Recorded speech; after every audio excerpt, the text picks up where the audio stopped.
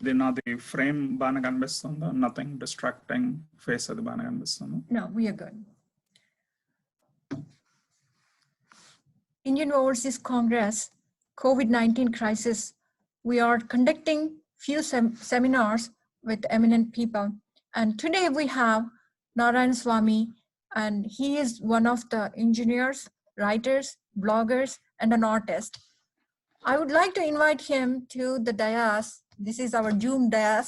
So I would like to invite you, and I would like you to speak more about how best we can use the lockdown time, and what are the things that we can do, and how do we motivate ourselves and look forward with a hope and without any distress. So I would like to continue with your thought process and what you have done so far and what you are planning to do and how you guys can motivate the younger and the older and your contemporaries. Please go ahead. Thank you, Vijaya ji. Really appreciate this opportunity. Like you said, my name is Narayan Swami Sankigiri. I am based near Detroit in Michigan, and I have been working in the automotive industry. I work as a manager in a parts supply manufacturing company. And Michigan is particularly hard hit in this pandemic. And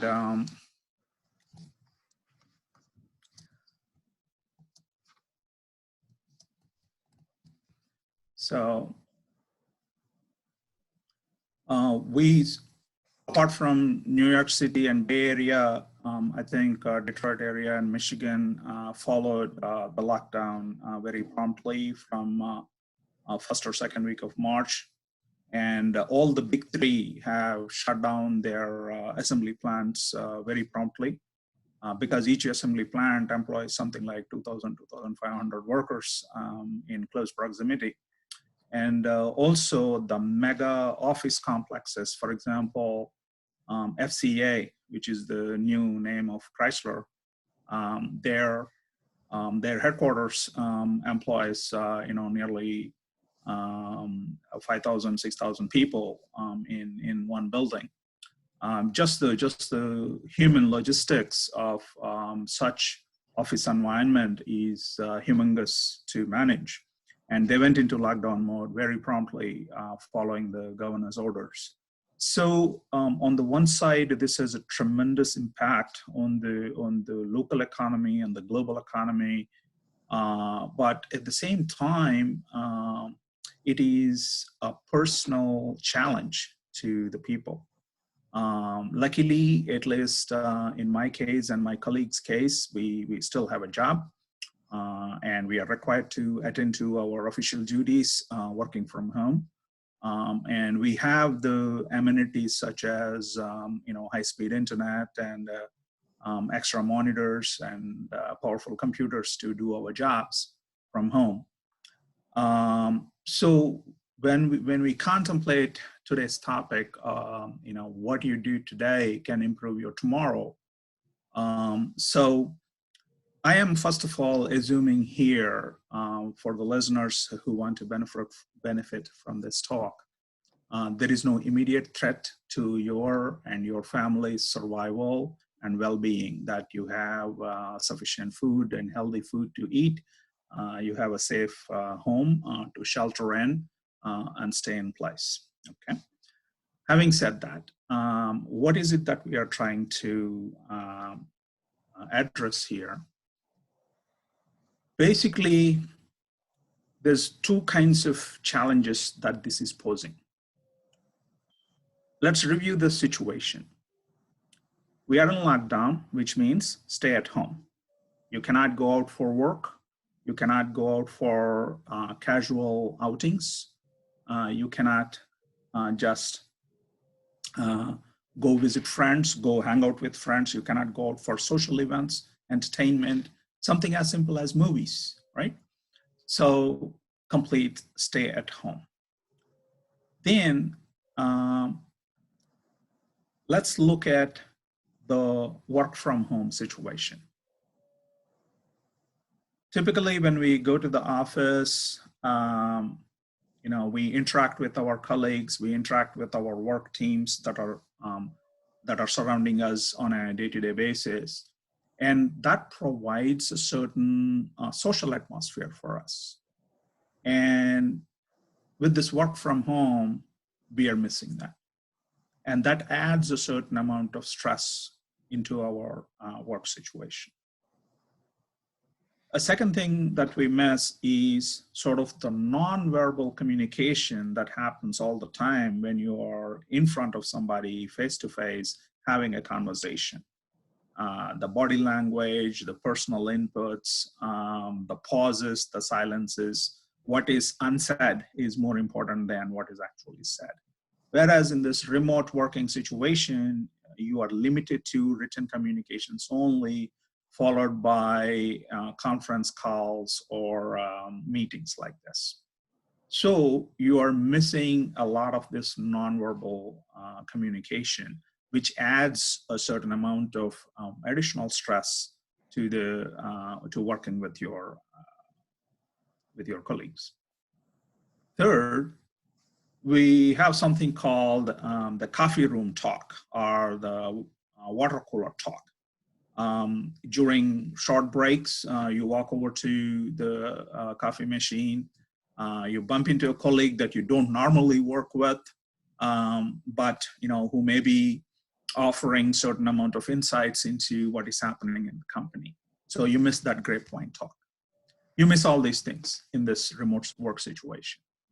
And in talking to my colleagues, as well as a few other friends who mostly work in IT-related industries, they have been saying the work has been even more demanding than usual. It's almost as if now that it is work from home, the clients, the colleagues, the bosses, everybody feels as if you are just at their beck and call. Essentially, the line between work life and home life is getting more and more blurred. And work hours are slipping out of control. You wake up at 6 in the morning, you sit with your morning cup of tea or coffee, and you switch on the laptop, because nowadays these communication systems, they announce to the whole world as soon as you switch the system on, they know that you're active. So you keep getting bombarded with incoming messages, emails, demands. And so from 6 onwards, already your day has slipped away from your control. So this is the work and system related issues that we are facing. Third, at the home side, you are in the constant presence of spouse and children. And this itself adds a certain amount of stress. Say with the spouse, you're used to being away from each other for 8 to 10 hours a day, facing other things. And so when you come back in the house, there is something to catch up to. There is something to look forward to have a conversation. If you are with each other 24 hours a day, day in and day out, it kind of gets on each other's nerves. And if you have, children of any age, each of them in each age group pose their own challenges. There is children that are toddlers or, pre-elementary, they pose a certain amount of challenge. They're probably thrilled that mom and dad are home all the time. But, obviously you have to dissociate from the child, disengage from the child, and stay focused on work. If it is school-going children, they need to be having their own online classes and so on and so forth. So maybe you are asked to help them to set up in their technical systems or with the subject, so on and so forth. So there are all these home-related distractions that are pulling you away. So these are the things that you are required to manage in this situation, right? Having said all that, having listed all these challenges, I also want to point out a few positive things with this stay-at-home situation. Number one, you don't have the commute. I'm sure everybody in every part of the country will identify with this, definitely so in Metro Detroit area. There is no such thing as going into the city and out of the city type of situation in Metro Detroit. It doesn't matter which point you start from and which point you're going to. Every direction, it is humongous amount of traffic, and it is very tiresome. Commute is tiresome. So no commute. So anywhere from half an hour to 1 hour in a day suddenly is handed to you. Second, you don't have to spend time outside doing anything else. You're not asked by your friends or colleagues to come hang out at the happy hour. You cannot even go to the movies. So you have this additional time on your hands. There are no other outside distractions, okay? So here I will share a small meme I received in WhatsApp the other day. It says,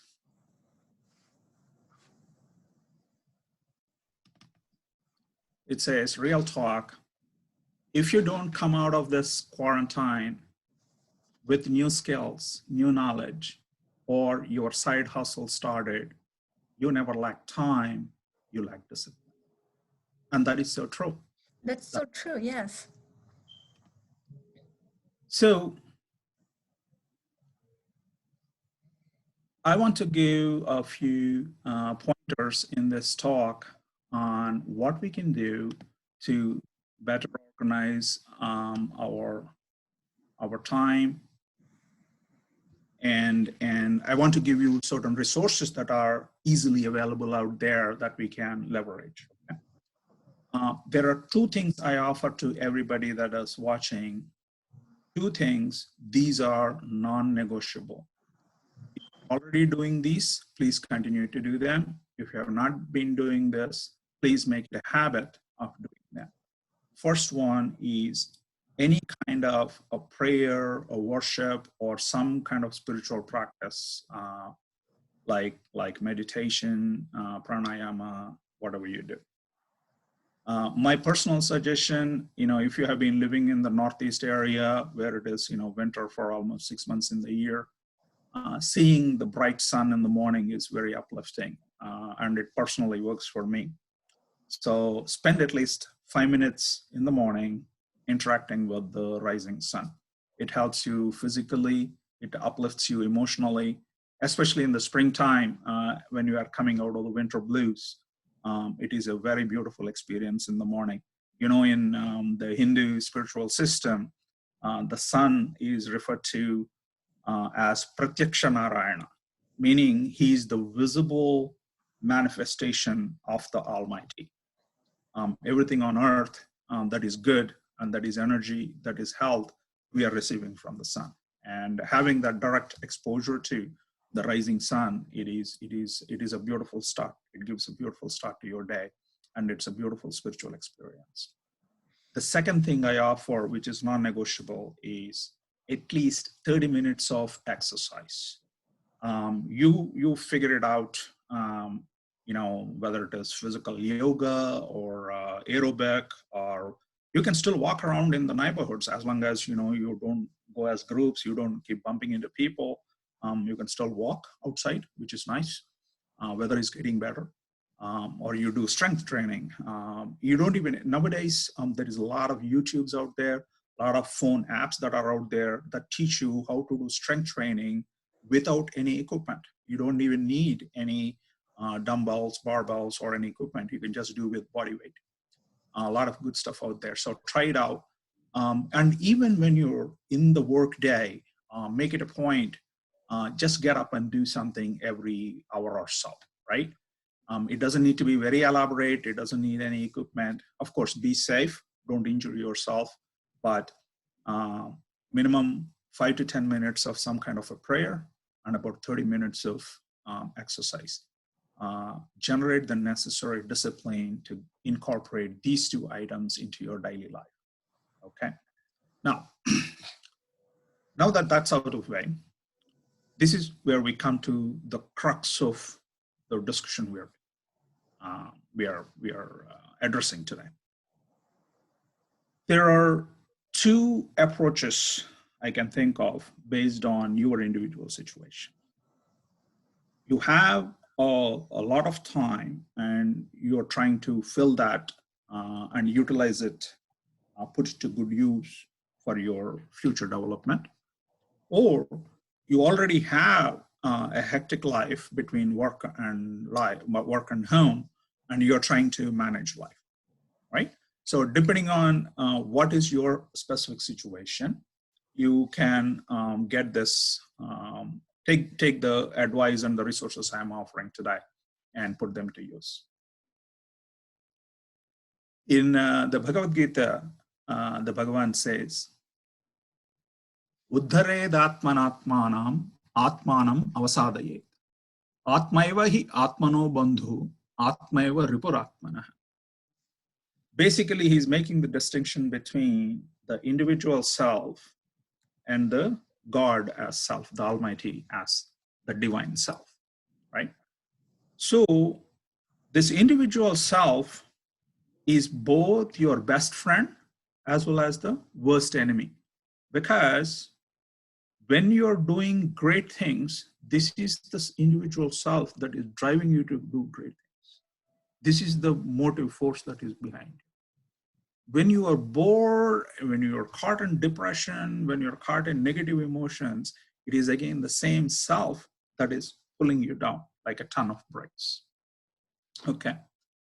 So depending on how you're able to connect this individual self with the divine self, you can leverage those energies.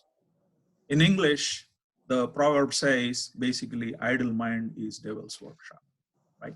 So you can make it into a divine workshop. You don't have to do it as a devil's workshop. You don't have to settle for that. And the our generation, especially, we all are professionals, typically went to, some kind of engineering college or medical college or some professional college. And when we come into work life, we are raised as problem solvers. We can't sit still, right? We can't accept inactivity. We have to go and solve something. But in this situation, there's really nothing you can do. You're forced to stay home. Apart from attending to your home duties and your work duties online, there's really nothing you can personally do to solve this problem of the COVID and what is going on there. It has to be solved by the pharma scientists and the doctors and the people that are tasked with those duties. There's really nothing you can do to solve this. What you can do is how you can work on yourself. This is the one thing that you can do during this time of this inactivity that you can put to good use. Now is the time we can and need to take the opportunity to look inward. Close the outward. Outward is closed, not by your action, but by outside action. So let's utilize this time to start on this inward journey. So here we go into my specific recommendations. First one, spend some time to know yourself. Spend some time. Ask yourself some deep questions. Instead of jumping directly at writing down goals and this is one, making big plans, ask yourself why I want to do this. Know your why. WH, why I want to do this. You may have heard of this corporate guru called Simon Sinek, Simonsinek. He's real fun. I follow him on Twitter and on TEDx and things like that. He has a beautiful TEDx talk called The Why of Everything or something like that. So he talks about the power of the why. Unless you ask yourself the why question, your motives will not be clear to yourself. And without the clarity on those motives, your ventures will not be successful. And one thing that could help you in this regard is to kind of understand your own psychology, your psychological personality type. There is something called a Myers-Briggs Test psychologists use. It's a very simple, it is available online freely on many platforms. You can go in there and take a test. And it's like what you call a questionnaire, some 30, 40 questions you need to answer. And it tells you, are you an extrovert or an introvert? Are you a gutsy person? Are you making decisions from calculation? Are you making decisions intuitively? These kinds of things. What are your strengths and weaknesses, basically it tells you. And once you identify that, you can work towards improving your strengths and counteracting the weaknesses.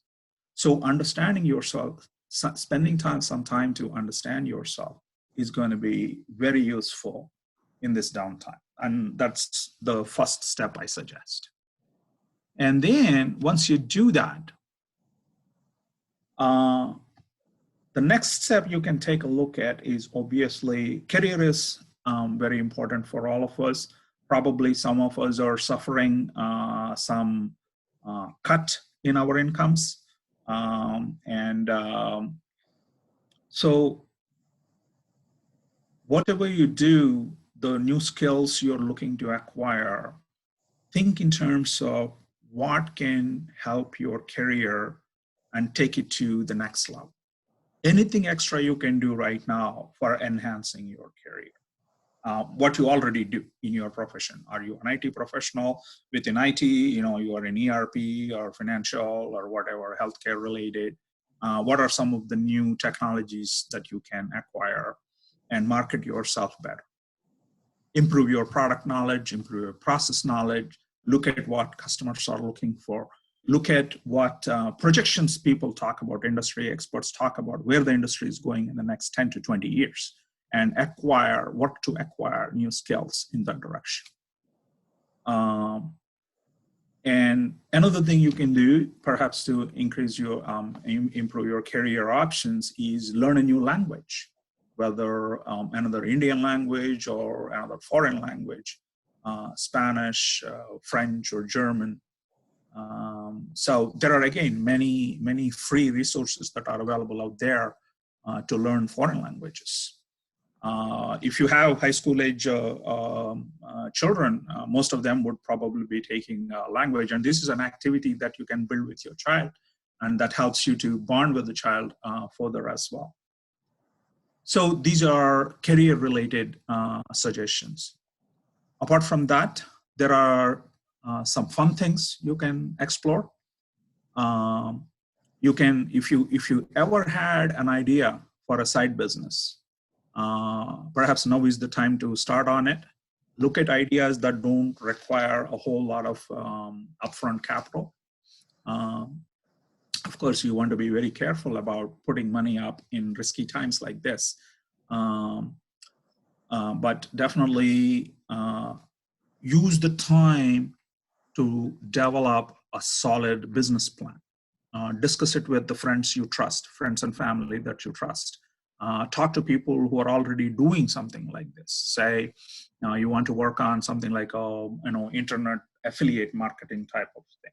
You don't need a whole lot of upfront capital for that. Talk to other people who are already doing this.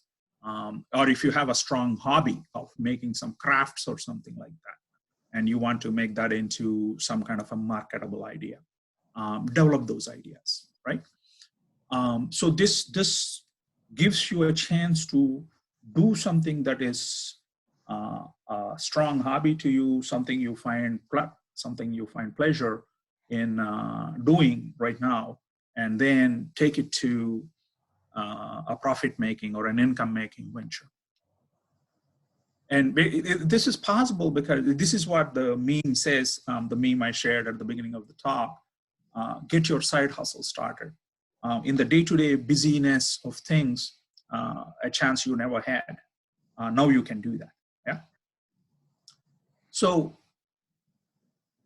having covered first the opportunities for your immediate career, and then opportunities for maybe a side business, side hustle.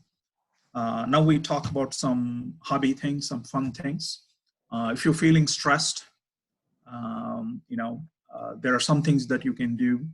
Like I said, weather is getting better. So if you have a small yard, actually, even if you're living in an apartment and you only have a small space, you can start a small flower garden, or if you already have a garden, start spending some time outside, attending to it, and that's a big stress buster. Again, it gives you a chance to be out there outdoors and breathe some fresh air.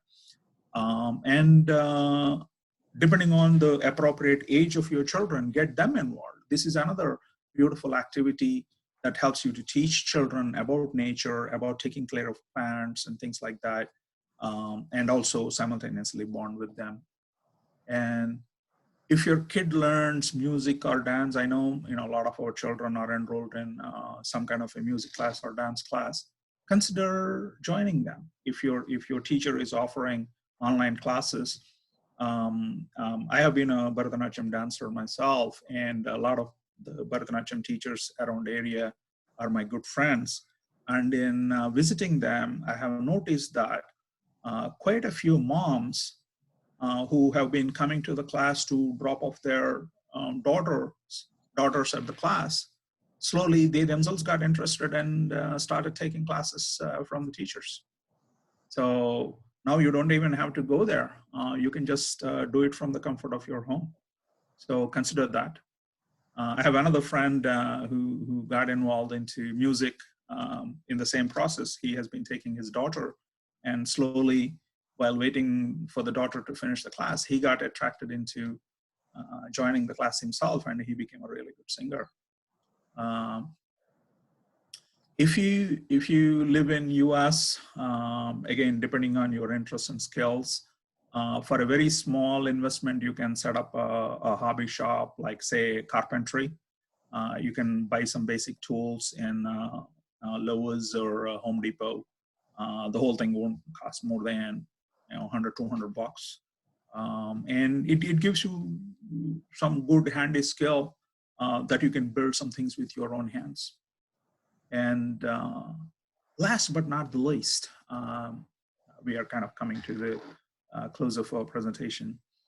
Last but not the least, read. If you already are a reader but stopped due to lack of time, busy work schedules, and so on and so forth, now is the time to pick up that book and read. Again, you don't need physical books. There is Kindle. Amazon Prime, if you have the membership, offers a lot of free reading. If you have membership in your local public library, that membership offers you a lot of resources, online resources for reading. You can borrow ebooks and read. Magazines, you can borrow and read. Read with your kids. Have a reading competition based on, again, if they are high school age kids or college age kids, they would be doing a lot of reading. This is another activity that you can hang out with your kids and build that rapport. And you can kind of see in my background, that's my personal library. Between Telugu and English, I have approximately 4,000 books on a variety of topics. My personal passion is fiction, that too short fiction. I am a short story writer in Telugu. I published a book of short stories. So I read a lot of both Telugu and English short stories, classic ones, as well as modern contemporary ones. So about 20% of those books are Telugu and English short stories. All the other books, they range from from highly philosophical, like principal Upanishads of India, all the way down to jokes and things like that. The whole nine yards. This is what I find about reading books, why it is so rewarding. Consider this.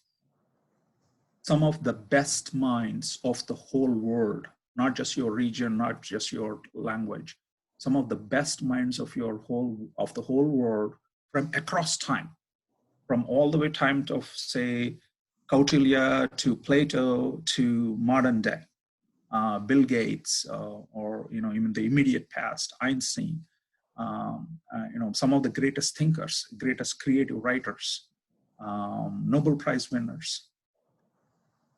You are having a personal conversation with them, or such great minds are having a personal conversation with you when you read a book. So it opens up such wonderful vistas of vision and knowledge. It really, truly expands your world and your vision. So read. That's a excellent use of time. So that's basically my pitch for you. What you can do today can improve your tomorrow. So be ready to bounce back. Learn new skills, strengthen yourself, understand yourself, and whatever. Trust me, I'm not a guru or anything. I struggle with these ideas myself every day. It's not that I practice military type discipline. I'm up at 5 o'clock every morning. No, it's not like that. I struggle on these items, same as everybody.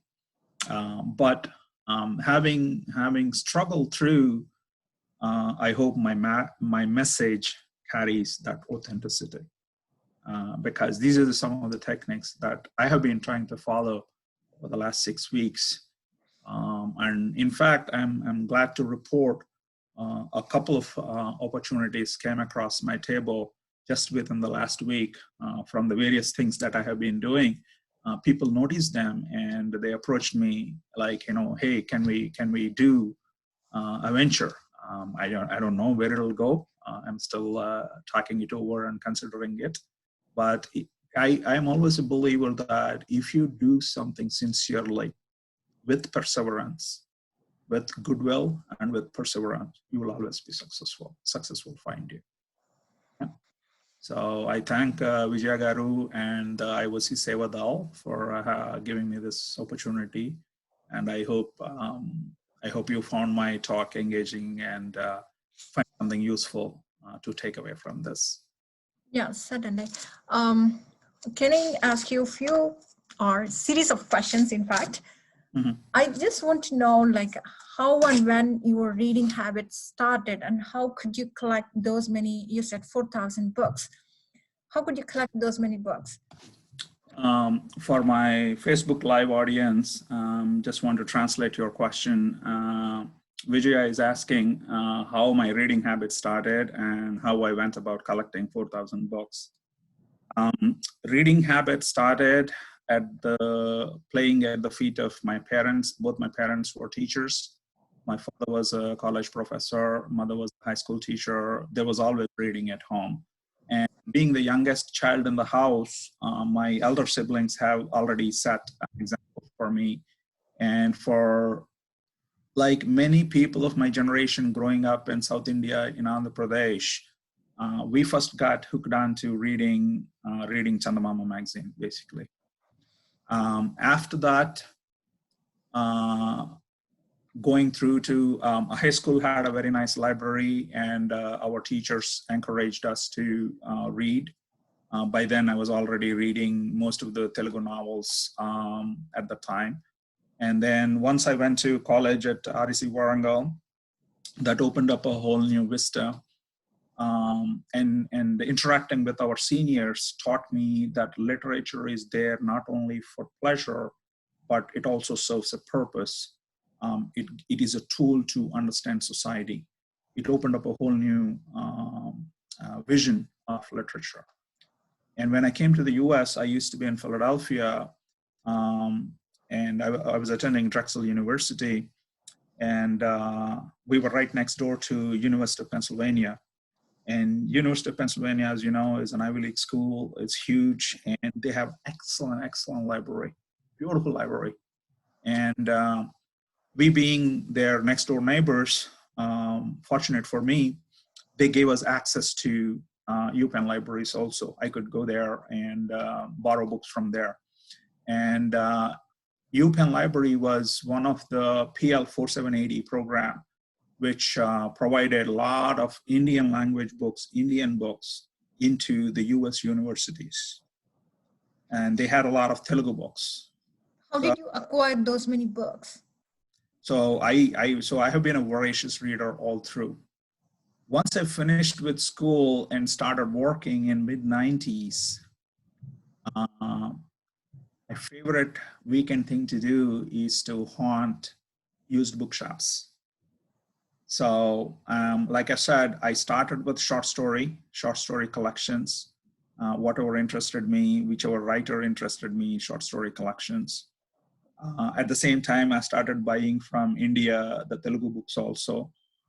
There was a great man, he passed away recently, called Navodaya Rammohan Garu in Vijaya. He used to run the Navodaya Publishing House on Elur Road in Vijaya. He used to send Telugu books by parcel to me. So that's how the collection started, and it kept growing. Yeah. Now my wife says no more new books until I finish reading some of these and give them away or whatever. Not only read, but you write and you also promote a lot of Telugu literature. So what are the ways and means that you are doing these things in the United Nations? Yeah, Vijaya asks, how I go about my writing and also promoting our Telugu literature activity. I became a writer only after coming to the US, and I picked up writing specifically with the realization that Indian immigrants in America have unique lives, and we need to tell our stories. Nobody else will tell our stories, and if they do, they will distort, they will not tell authentic stories. So for our stories to be authentic, we have to tell our stories ourselves. So because I came with that realization, and I also realized nobody else cares what we write. We have to care about what we write. So I made it a point, every opportunity I get, I bring in my fellow American Telugu writers, poets, and try to mention their works, try to introduce their works.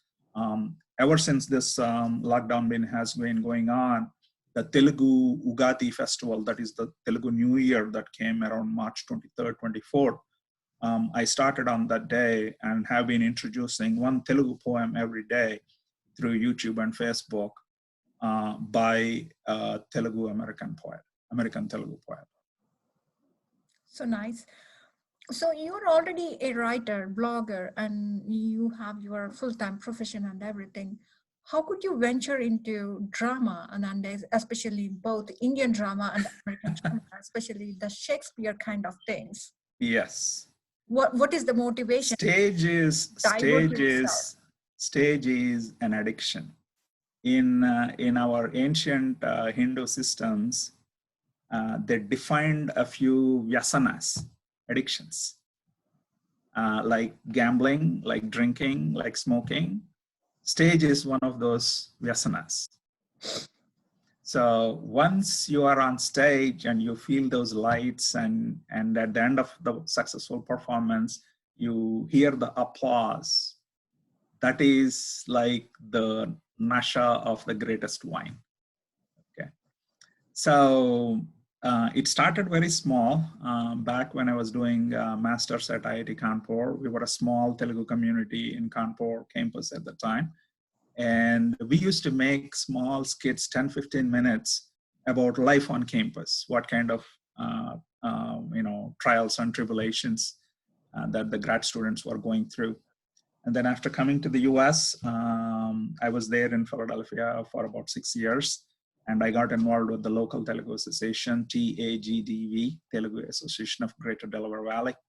And there we used to put on, again, comedy plays, 30-minute, 40-minute short plays.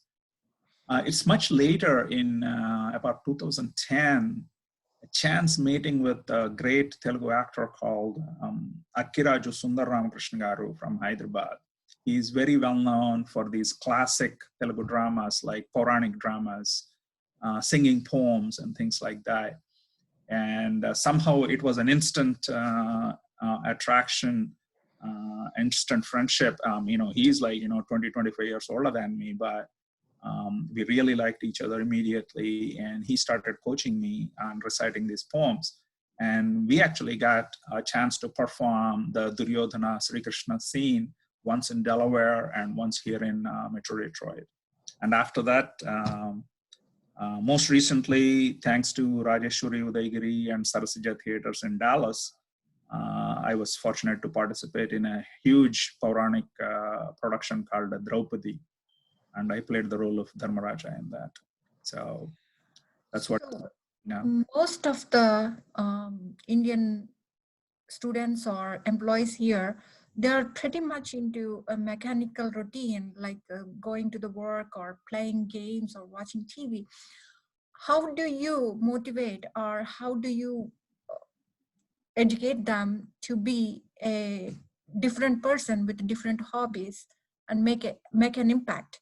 Like you yourself is a blogger, writer, actor.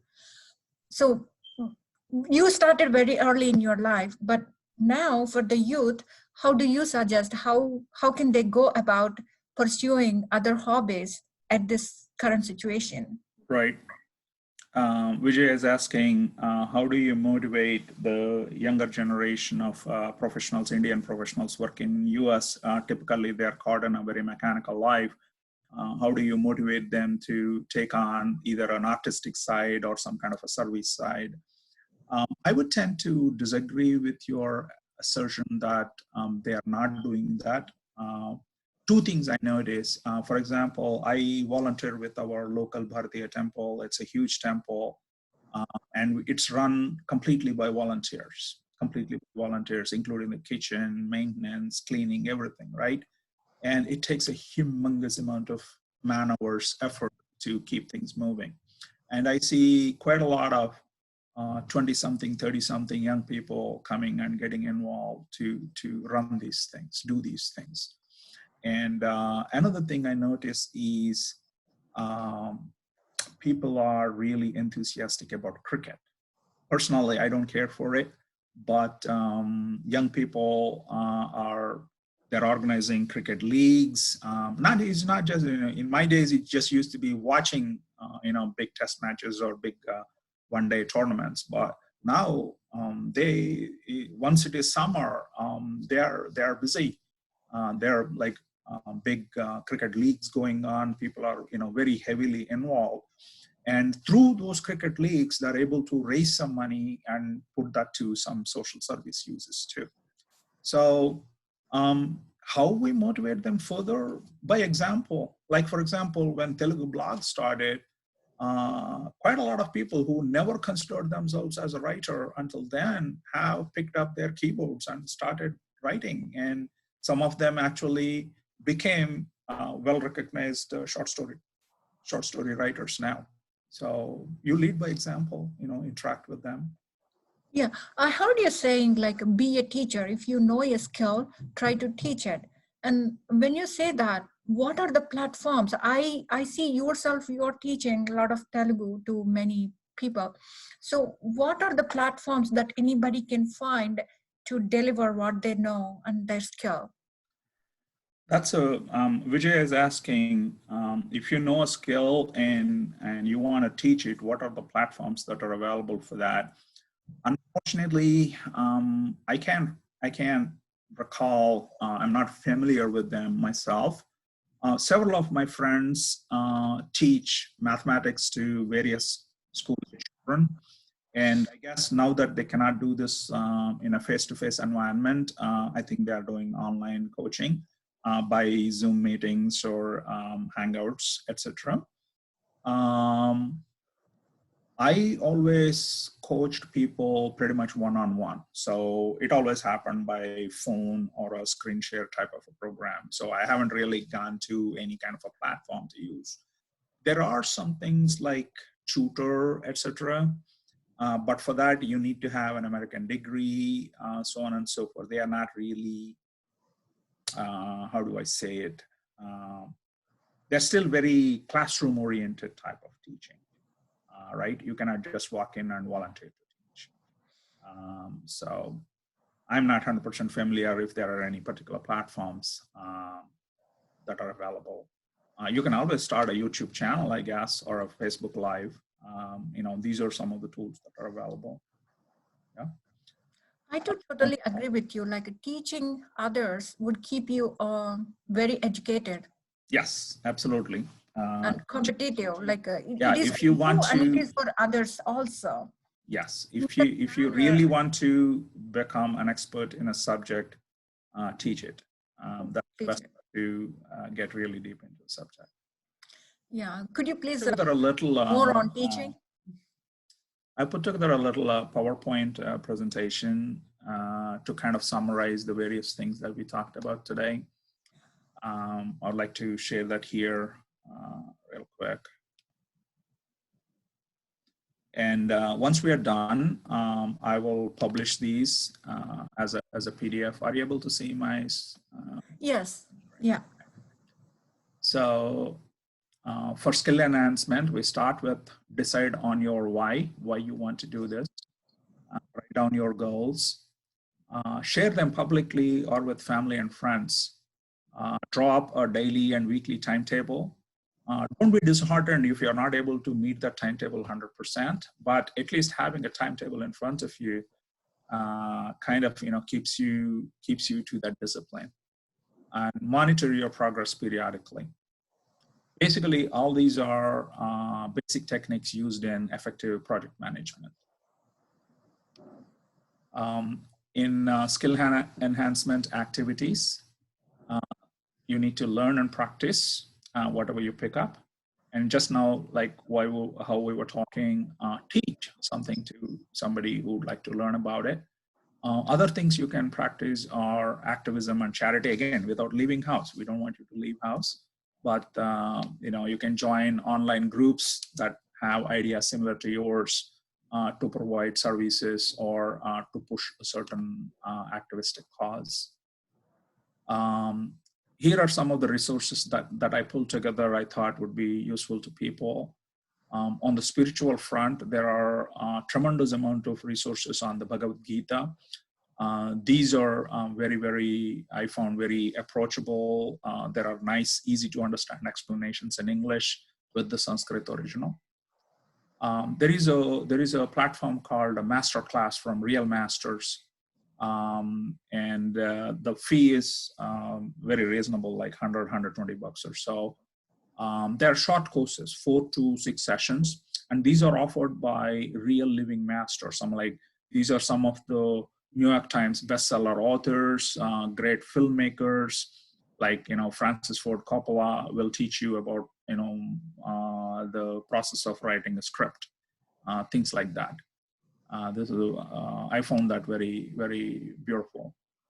YouTube has tons and tons of stuff on different hobbies and sometimes even very highly technical instructions, and it's for free. As I said, read. That's excellent use of your time. Your public library membership gives you access to borrow ebooks and audiobooks. And Amazon Prime membership gives access to read ebooks and magazines for free.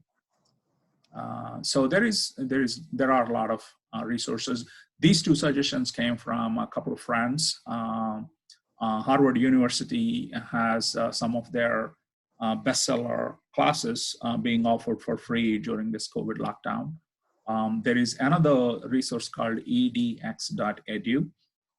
That is a coalition of various universities that are offering some free courses during this time. So that's basically it. This is actually a repeat slide. So once again, thank you so much, Vijaya, and the group at IVOC for this opportunity. And I wish you all the very best in your ventures, what you're trying to do. But most importantly, stay home, stay safe, stay healthy.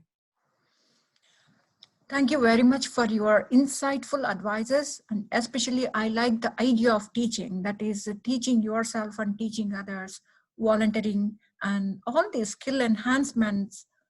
You have given a very real good insight into these things, and I hope they will be useful for the youth. And it is not for youth, it is for everybody. Everybody can start their new beginnings at any time. I really appreciate your time and the effort that you have put together for everyone. Basically, this is a skill enhancement and improvement and motivation for many of us here. And thank you for attending this webinar. And I thank you on behalf of IOC and the other audience here.